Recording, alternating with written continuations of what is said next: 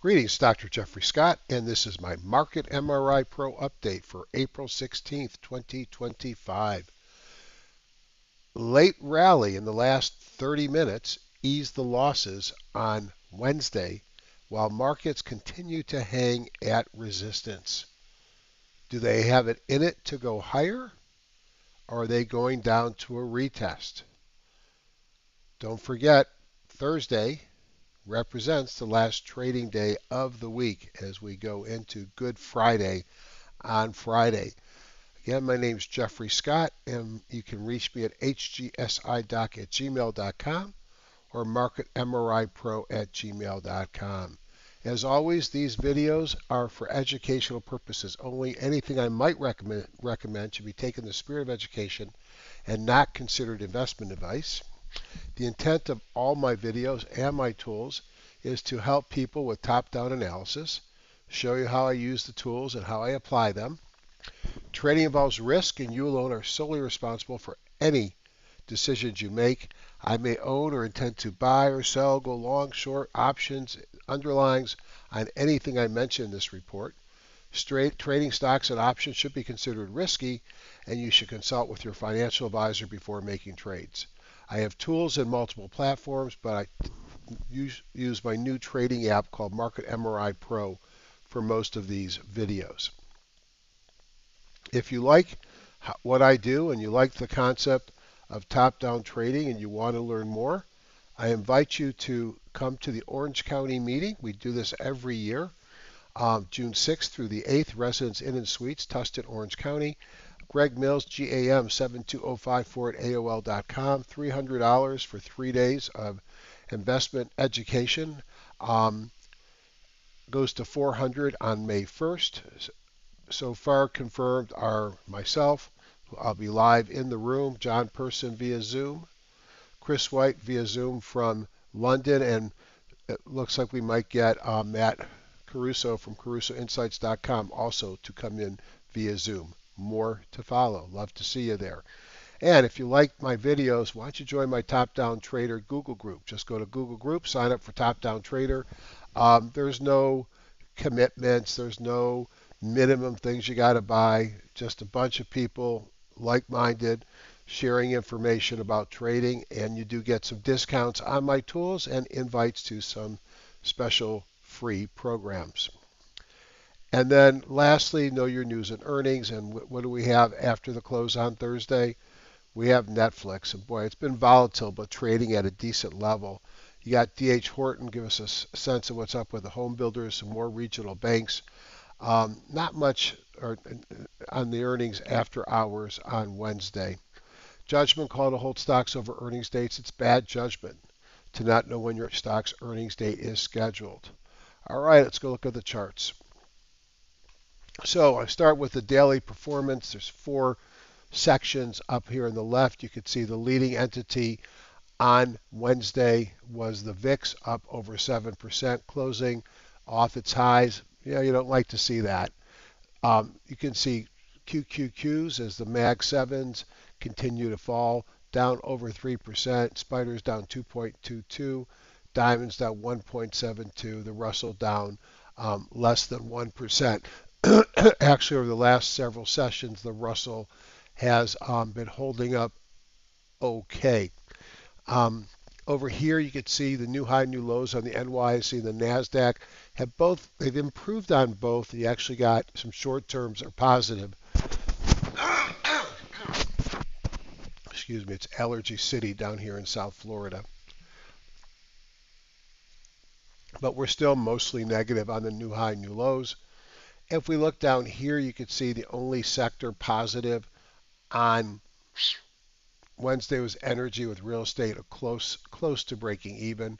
To the downside, tech, communications, discretionary led to the downside, all down more than 2%. Tech down almost 3.5%. If you look at themes, cannabis, not that I care much about that one. It seems to go opposite the market. Gold and silver miners and energy exploration have been the leadership in this market. Over here, take 3 major indices. You could see in blue the number of sectors were down on the S&P 1500. 1, 13% of the industry is down from yesterday, and only 22% of the stocks were up. No sectors of the NASDAQ were up. 24% of the industries were up. 30% of the stocks were up. And one sector, or 9%, was up in the NYSE, 22% of the industry groups, and 34% of the stocks. So it was a decidedly negative day. If we look at the buckets, you could see kind of moved a little bit to the left from where we were. So a little bit worse. How do I know that? Because I'm seeing gray bars on top of the green things, which means we're lower today over here than we were yesterday. And I see red, excuse me, above the gray on a couple of the red ones, which says we had more stocks down here. And that's pretty consistent across all the major indexes. The market breadth tool shows, you know, a negative day on both the NYSE and the NASDAQ, still well off of the what we called the bottom is in day. Low volume over the last several sessions going into holiday week. Could see volatility on Thursday. The futures are up right now, but often in a holiday week, people don't want to be long for the next 3 days, so it wouldn't surprise me to see us finish the day red. No guarantees, just wouldn't surprise me. You could see stocks above the 200 in red, stocks above the 50 in white, stocks above the 20 in green. All have moved up from the lows on both sides. And you could see if you look at on both NYSE on the left, NASDAQ on the right, new high, new lows are negative. Advanced decliners are negative, and up-down volume is negative. No new signals came in though. If we go to the timing model, you wouldn't expect it to change, and it didn't. All I got to do is look at the bottom of each chart. This is the weeklies, and you could see on the weekly charts that we've pulled back some, of course, but we're still in a sell signal. If you look at the daily, which teased us but had not turned, remains, switch. The daily remains in a sell signal on all four. Still have the weekly bond, the daily bongos turn blue across the board. So if there was a shockingly strong day on Thursday and we got above these yellow lines, which is the daily WMA, we'd see some change. Right now, we're in a downtrend on both the weekly and the daily. And you could see that we've got overhead resistance here. The same line could be drawn here, could be drawn here, and could be drawn here. And until we break that line, we're still in a downtrend. If we go and we look at the U.S. indexes, just to take a look a little deeper, you could see SPY and Qs both had significant drops. Qs even gapped down at the open. Diamonds down. Does it look like we're failing resistance and going back down? I think that has to be the working hypothesis here. Now, the reality is we haven't broken down that much, and we've sort of got up to this 17-day moving average here and failed on each of them. So right now, it looks like we're going lower. Hope not, but it looks like we're going lower. VIX popped up a little bit in the market, up at the close about 8%. And you could see the dollar weaken. Weak dollar, a little bit risk off on the equities. And you look at gold, all-time high, but extended. You look at silver, all-time high, not all-time high, excuse me, off the highs, but a nice move up, not extended. Oil moved up a bit. Natural gas is now trying to find a bottom back near that 200. And both the 10-year and the 30-year were down in the markets. If we look at the ratio charts, okay, here are the ratio charts. And when I looked at it, the defensive staples, utilities, real estate, and even healthcare have turned up. A lot of strength in industrials. Communication coming down, discretionary coming down, technology coming down, energy trying to come up some. But what really stood out to me was industrials and the defensive plays. If we go to my layout and we start with the top-down view and we look at my 3,000, let me back up. My universe here is 3,424 stocks. Those would be from the NYSE, the NASDAQ, and the Amex. And they're assigned sectors and industry groups, and they're filtered for $1 and 100,000 shares. Anything less than that are not going to be here. In the top-down view, these sectors are going to be different than the S&P 500 because these have 3,400 stocks in them. If I just rank them by two-day momentum, the top three are energy, basic materials, and utilities. And then this gives me all the industry groups in those top three. Let's rank them by two-day momentum. Gold, industrial materials, power producers, oil and gas, coal, oil and gas, regulated gas, oil and gas. 1, 2, 3, 4, 5, 6, 7, 8. Uranium and silver. And we'll just add midstream because it's energy. So top 11 industry groups, 226 stocks.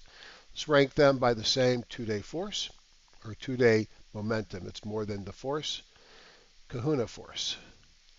And we can start going through TPL, Texas Pacific Land Corp.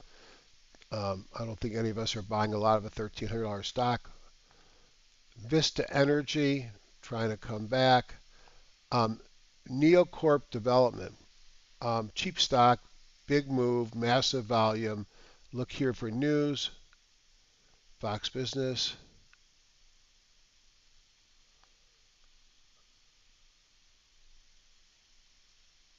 I guess the fact the guy was on Fox News, don't know why it went up so much. Doesn't have any fundamentals in the system. I'm not sure if it's a gold company. Been a big move there. That might be worth doing a little bit of research. So let's just um, add that to my potential longs. Okay. IPX, no.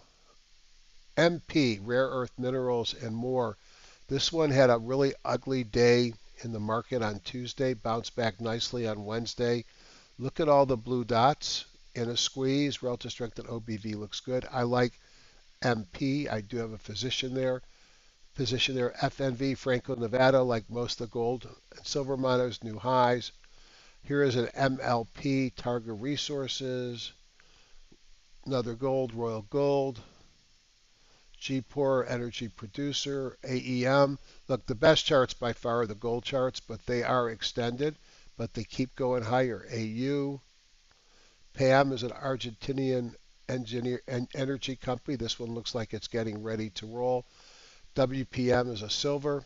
Boy, these things look great, but they're extended. So to me, that's the ultimate top-down. Take the things that are in the best sectors, look at the top industry groups, find the best stocks there, and see if you find something that makes sense. Now, I also will do the cheating, which is bottoms up.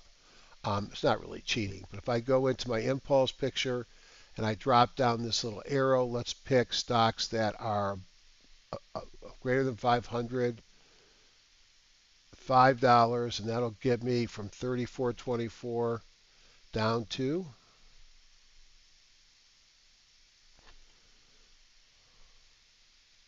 1,812. And then I can just test my buy sell signals. Two-day momentum up. Don't expect to find a lot of these. I'm just scanning it. None. All right. Let's try my two-day CPR, which is a two different time frames trending indicator.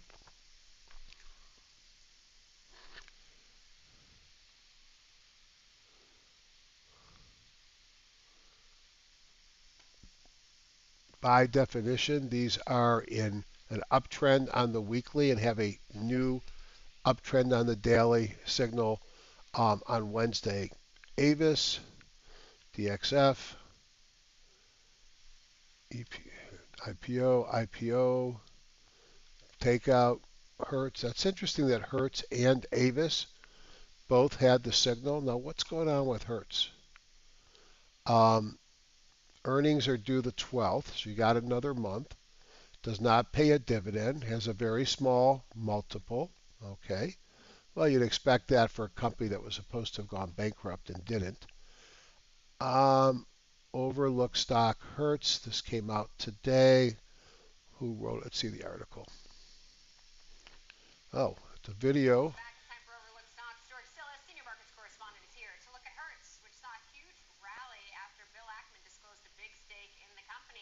Now we know why. Isn't that cool though? You drop the news box and you can open up the story. So, do you want to follow Bill Ackerman? These guys are smart money, although they're not always the right money. Um, Big breakout here, massive volume. You got a gap, volume, breakout, momentum, relative strength at OBV, cheap stock, LSPD.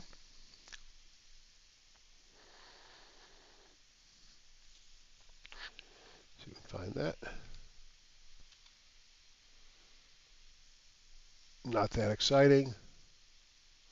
Solaris Energy. So right now, if you had to ask me what I like MP. I like interesting maybe to look at Hertz. And if you don't own gold, you probably ought to have some. You could wait for a pullback. Not sure you're going to see one. If we look at, just because I haven't gone as far as I normally go time wise, let's see. Look very quickly at,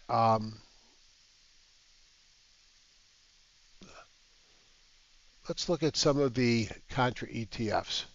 So that was supposed to be TNA. So if you think small caps are going down, you could look at buying TZA. This goes up when small caps go down. Market's rallied a little bit, it's pulled back. You could be looking at that one if this market turns down. If you want to be short the Q, but you don't like buying shorts, you want to buy something that goes up when the Q goes down. SQQQ, again, it's come back off the highs as the market has stabilized. If you want to short the S&P 500 and don't want to go short, you want to buy something long, the SPXS will go up when the SP 500 falls. If you want to short the dog, the Dow rather, the diamonds, you buy dog. Dog will go up when the Dow falls. Again, we had a rally, they've all come down. These are all dangerous things to own, and they um, over time they always get lower because the way that they manage them. They're great short term if you think the market's going to change. I guess my lists are missing. All right, so on that note, I think I'm going to wish you a happy holiday, happy Easter. Hope you have a good Friday. Be safe. I'll see you over the weekend with my next video. Thanks, everybody.